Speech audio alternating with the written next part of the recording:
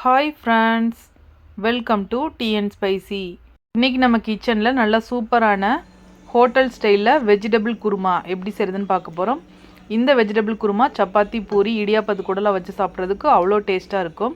இந்த மாதிரி உங்கள் வீட்டில் குருமா வச்சிங்கன்னா சப்பாத்தி கேட்டு கேட்டு வாங்கி சாப்பிடுவாங்க, அவ்வளோ டேஸ்ட்டாக இருக்கும். இப்போ வாங்க வீடியோக்குள்ளே போய் எப்படி செய்கிறதுன்னு பார்க்கலாம். வீடியோக்குள்ளே போகிறதுக்கு முன்னாடி நம்ம டீ அண்ட் ஸ்பைசி சேனலை இன்னும் யாரெல்லாம் சப்ஸ்கிரைப் பண்ணால் பார்க்குறீங்களோ மறக்காமல் சப்ஸ்கிரைப் பண்ணிக்கோங்க. கூடவே பெல் சிம்லையும் கிளிக் பண்ணிக்கோங்க. இப்போது குருமாவுக்கு தேவையான மசாலா ரெடி பண்ணிக்கலாம்.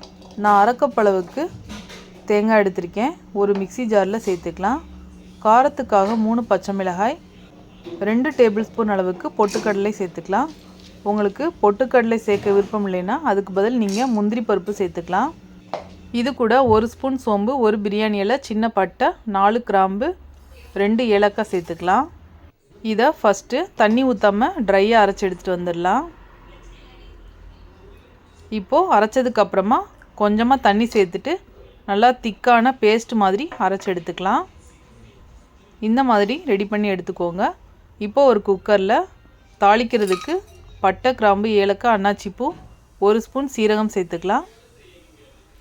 பொரிஞ்சதுக்கப்புறமா 2 பெரிய வெங்காயம், 3 பச்சை மிளகாய் சேர்த்துக்கலாம். சேர்த்துட்டு வெங்காயத்தை நல்லா வதக்கி விட்டுக்கலாம்.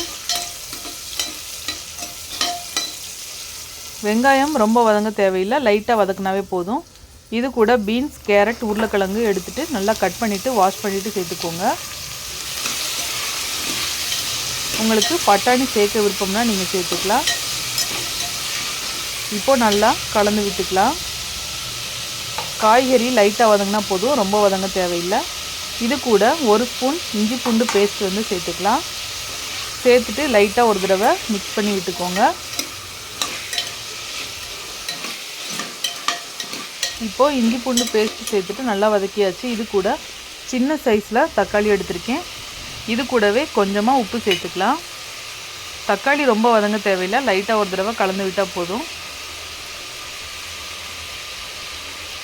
இப்போ நல்லா கலந்து விட்டுக்கலாம். கூட ஒரு 1/4 டீஸ்பூன் அளவுக்கு மஞ்சத்தூள் சேர்த்துக்கலாம். மஞ்சத்தூள் ஒரு கலருக்காக தான் நம்ம சேர்க்குறோம், உங்களுக்கு தேவையில்லைன்னா ஸ்கிப் பண்ணிக்கலாம். இப்போ லைட்டாக ஒரு தடவை கலந்து விட்டுக்கோங்க. இப்போ நாம் அரைச்ச தேங்காய் பேஸ்ட்டை இது கூட சேர்த்துக்கலாம். இது கூட மிக்சி ஜாரை அலசிட்டு 1 கப் அளவுக்கு நான் தண்ணி சேர்த்துருக்கேன். உங்களுக்கு கிரேவி எந்த அளவுக்கு வேணுமோ அந்தளவுக்கு நீங்கள் தண்ணி சேர்த்துக்கோங்க. இப்போது நல்லா ஒரு தடவை மிக்ஸ் பண்ணி விட்டுக்கோங்க.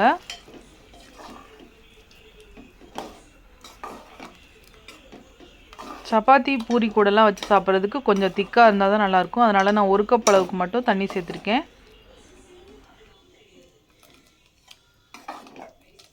இப்போது குக்கரை க்ளோஸ் பண்ணிவிட்டு ஒரு விசில் விட்டு எடுத்துக்கலாம்.